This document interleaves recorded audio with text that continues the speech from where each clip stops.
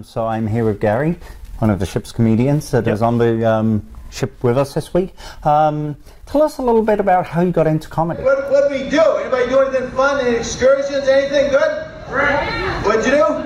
Drink. You got the drink package too, probably. You got the drink package, and then you got off the boat and bought more alcohol.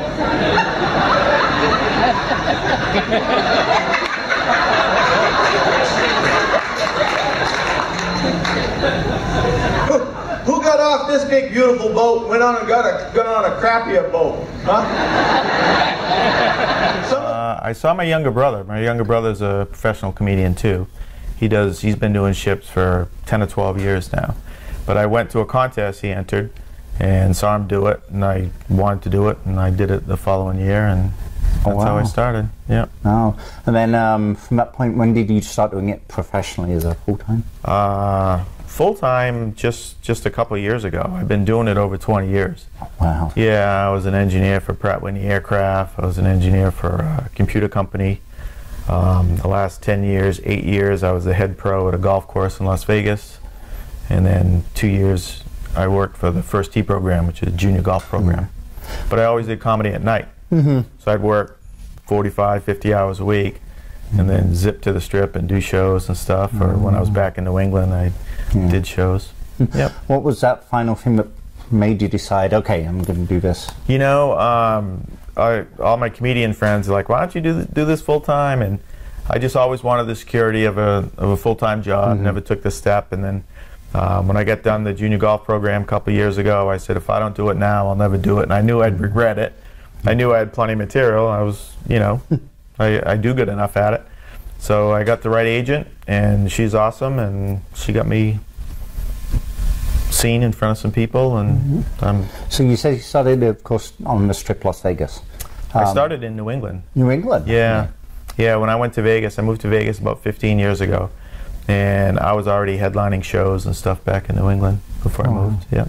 So what made you decide to move on to doing comedy on ships? I left the engineering company, and I had a house in New England. My two girls were older; they were in college, so I kept my house there. They stayed there for a year or so, and finished up. And I says, well, where am I going to go? I like golf, I like poker, and I'm a comedian.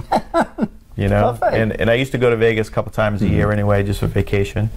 So I liked it, and yeah, I went, and it's an easy town to fly in and out of, and you can get anything you want there. So I went today. I went ashore and I'm just walking, right? And I don't know, but gee, is everybody in Jamaica a drug dealer? What's going on?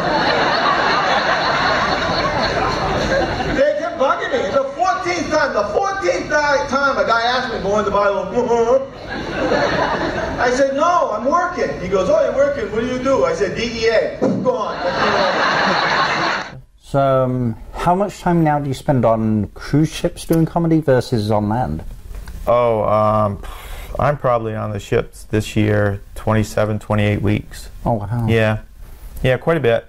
But I like it. You know, I actually went to school at a maritime academy. Oh, wow. So I like the ocean, you know. I should be a captain. Instead I work 30 minutes on this stage.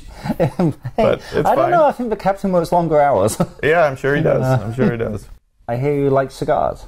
Yeah, that's my vice. So you got some little stories about apparently how when you go to the ports, of course, everybody's selling these Cuban cigars, yeah, real cheap. They're real Cubans. They aren't real Cubans. If they walk up and offer you a Cuban, it's not a Cuban.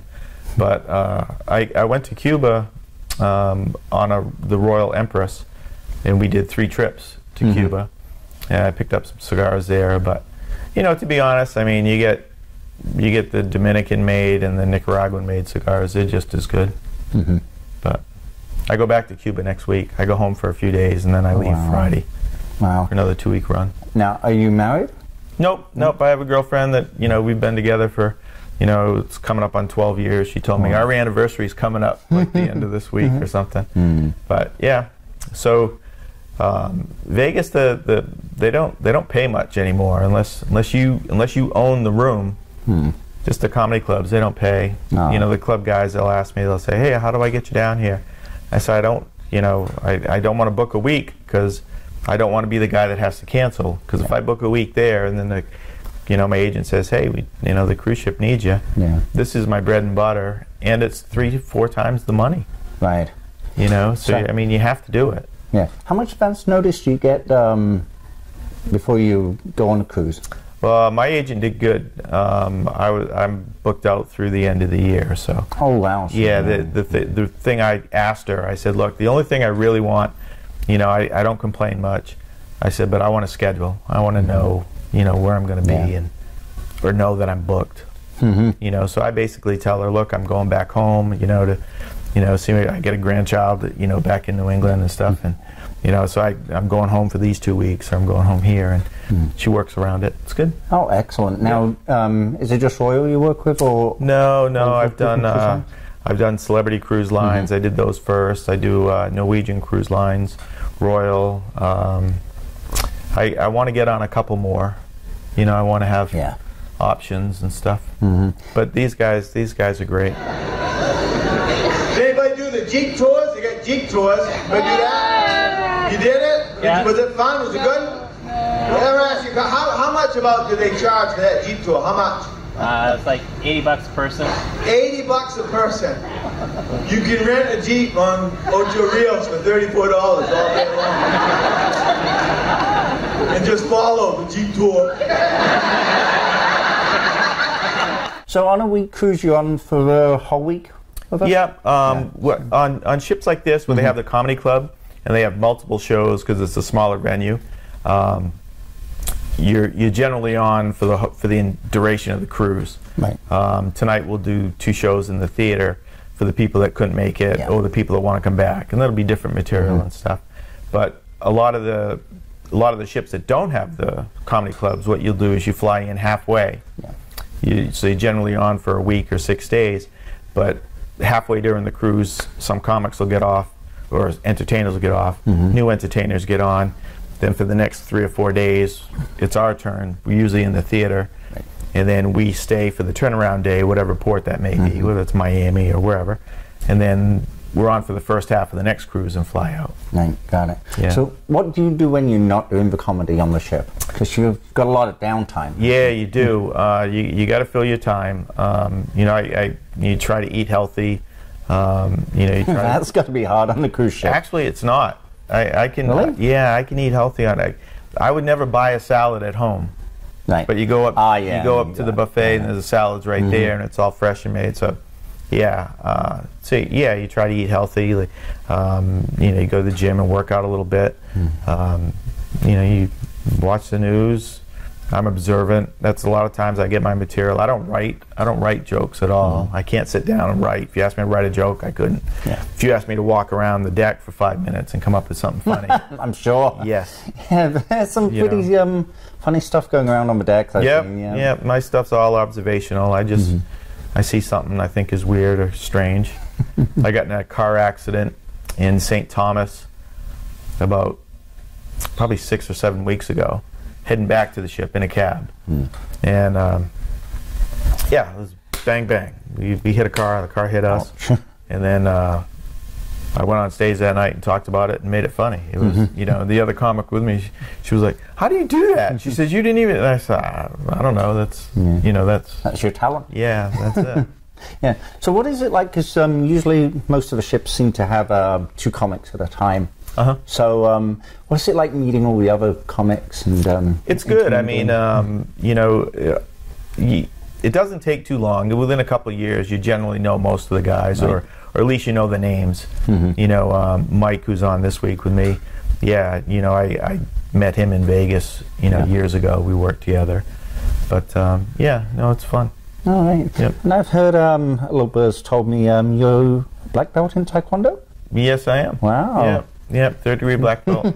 I had my own school for 15 years. Really? Yeah, well, this is funny. Yesterday, I'm sitting up on the deck in the smoking area, right? And I'm just by myself. I got my iPad up, and I'm smoking a cigar and enjoying myself. And this guy walks by, and I'm very good at noticing things. That's my real ability. And this guy walked by, 2 days ago I saw him, and I said, well, I think I know that guy. And he came over yesterday, and he says, excuse me, can I borrow your lighter? And I said, yeah, absolutely. And he's lighting his cigar. And I says, are you Andre? And a big grin comes on his face. Big dude. Big dude. And he said, yeah, Andre Arlovsky, former UFC heavyweight champ. Ah. He's on the ship. And I used to go to all the UFC fights in Vegas. You know, I've been to a lot of boxing matches. It's just what I like to do. There's no, you know, the New England Patriots don't play, and the Red Sox don't play in Vegas. So, yeah. But no, he was a real nice guy. It was funny. Yeah, it is amazing. You meet so many people on the cruise ship. I've met Steve Perry. I've just just hanging out and just. Yep. Yeah, they're regular people. Oh yeah. Yep. Yeah, it's a good place to meet. So on a ship like this, you do how many shows per night? Oh, we do a lot on this ship. I think the first night we had off, which was good because you traveled. But then we did 2 shows. We did 3 shows, 2 nights. So we did 2 every other night, and 3 shows 2 nights. So like 13 or 14 shows. That's good. Yep. Yeah. So you don't actually have, apart from that first night, you're every single night. Yeah, like we get 2 shows tonight, but it's in the theater tonight. Yeah, that'd be great. Yep. So from here, where are you going? I go back to Vegas for 4 days, and then I fly out Friday to get on the Empress, and I go back. I do a 2-week run in Cuba. Oh wow! Yeah, those are like 5 days, and 4 days. Yeah. So is it nice going around Cuba right now before it gets too commercialized? Yeah, there's nothing in Cuba. Really? Yeah. As in... Well, I mean, you know, it's back in time. You know, if you think 60 years ago when, you know, the communists took over, no one can own anything. Yeah. So if nobody owns anything, nobody fixes anything. I mean, even in the U.S., right, people own a house, but they have homeowners associations to make sure you keep your house up. There, no one owns it. It's you gotta, you know, if you do it, you definitely want to take an excursion with the and they don't pay me to say that, but you know, you definitely do, because if you just walk around, there's not much. I mean, I thought, well, I'll find a restaurant, I'll find Wi-Fi, I'll find a cigar bar. Find Wi-Fi in Cuba? Yeah. Wow. Well, no, in most places. Oh, but there was nothing. I mean, yeah. You know, I mean, there was people hanging around, and you know, there were some neat old churches and stuff. You know, took pictures. You see the old cars, pretty cool. Yeah. You know, but it's a different feel. I mean, you can feel it. It's different. Yeah. Okay, great. Well, thanks ever so much for talking with us and taking the time out of your day. Yep. Okay. Awesome. Thanks, Gary. Thank you. I'll see you tonight.